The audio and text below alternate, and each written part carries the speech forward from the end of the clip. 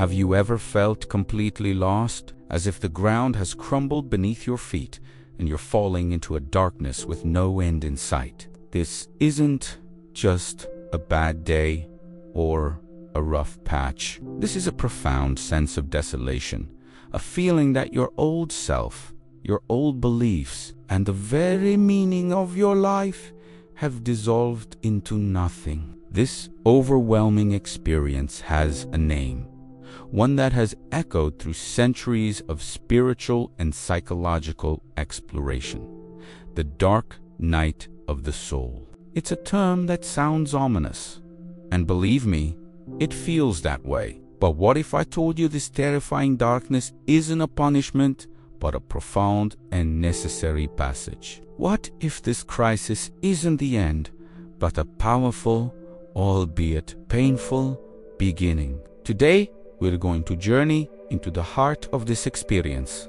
to understand that this dark night is not a place to be feared, but a crucible for transformation.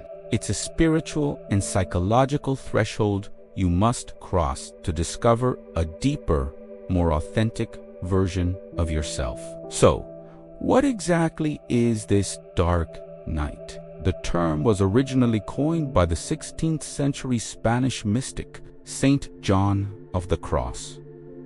He described it as a period of spiritual desolation, where the familiar sense of connection to the divine, to purpose, and to oneself completely vanishes. It feels like an abandonment. Prayers feel like they're hitting a ceiling, and meditations feel empty. All the spiritual tools that once brought comfort now feel useless.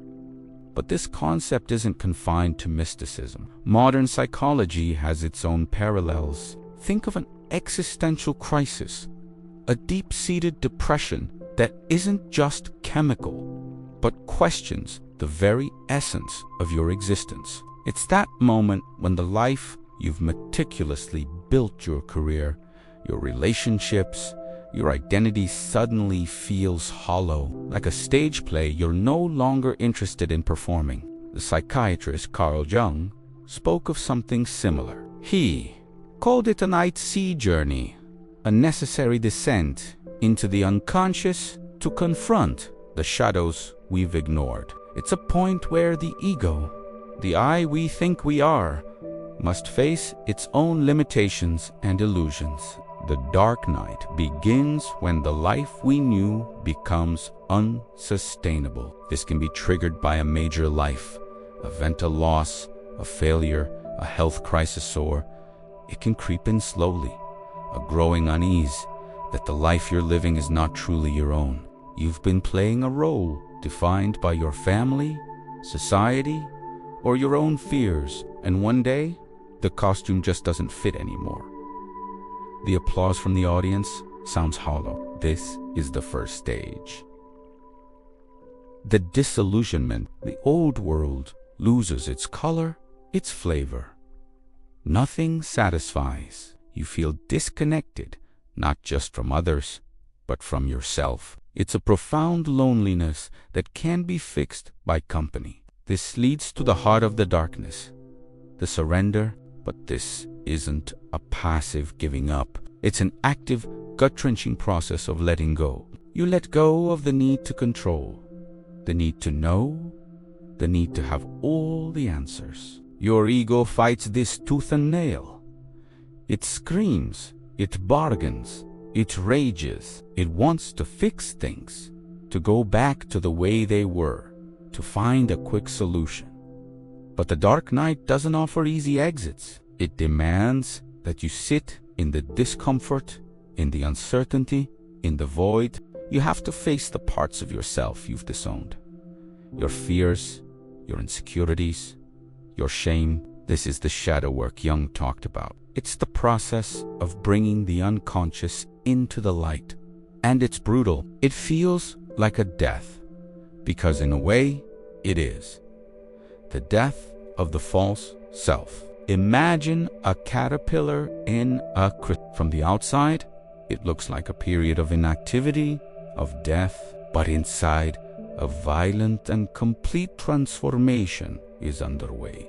The caterpillars, old form literally dissolves into a kind of imaginal soup from which the butterfly begins to form. The dark night is your chrysalis.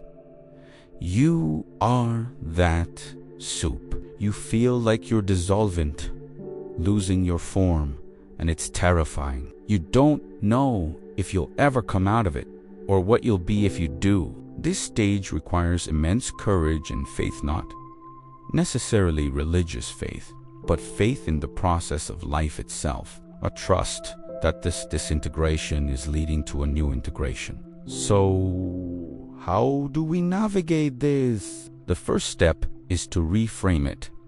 Stop seeing it as a problem to be solved. It's a process to be experienced. Fighting it, resisting it, trying to think your way out of it only prolongs the struggle. Instead, the invitation is to be present with the pain. Don't numb it. Don't distract yourself from it. Acknowledge it. Give it space. Journal about the emptiness. Create art from the despair. Walk in nature and feel the silent, steady pulse of life that continues even when yours feels stalled. This is not about wallowing.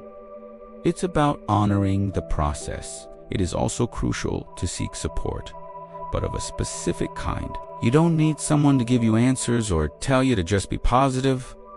You need witnesses, a therapist, a trusted friend, a spiritual guide, someone who can sit with you in the darkness without trying to drag you out of it.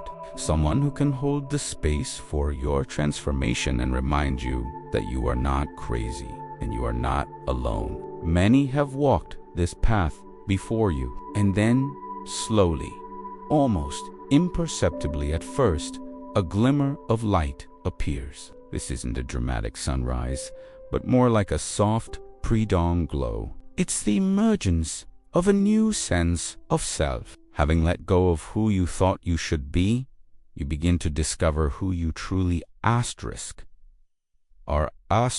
Your values become clearer. Your purpose is no longer an external goal to be achieved, but an internal compass guiding you. A new kind of joy emerges, not the fleeting excitement of egoic gratification, but a deep, quiet contentment. A sense of connection returns, but it's different. It's a connection to a deeper reality, a more authentic relationship with yourself, with others, and with the world. You emerge from the dark night not as the same person who entered. You are simpler, yet more profound. You are humbler, yet more resilient. You have been stripped of your illusions and vanities, and what remains is your essential core. The philosopher Friedrich Nietzsche wrote, "That which does not kill us makes us stronger."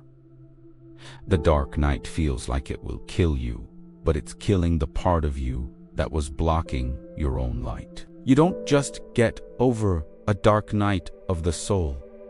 You integrate it. The scars become a map of your journey, a testament to your resilience. You develop a deep empathy for the suffering of others because you have known suffering intimately. The crisis becomes the catalyst for growth.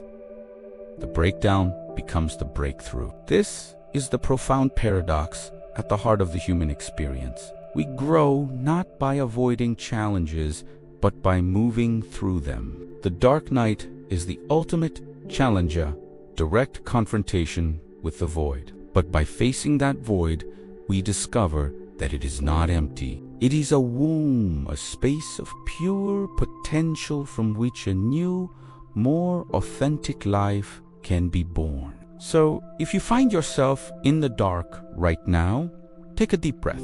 Know that this is a sacred and ancient path. You are not breaking down, you are breaking open. Be patient with yourself. Be compassionate. Trust the process. The dawn will come, and when it does, you will see the world and yourself with entirely new eyes. You will have been reborn. Thank you for joining me on this deep dive into the soul's journey. If this resonated with you, please consider liking the video and subscribing to the channel for more explorations into the forces that shape our inner lives. Stay curious and be kind to yourself on the path.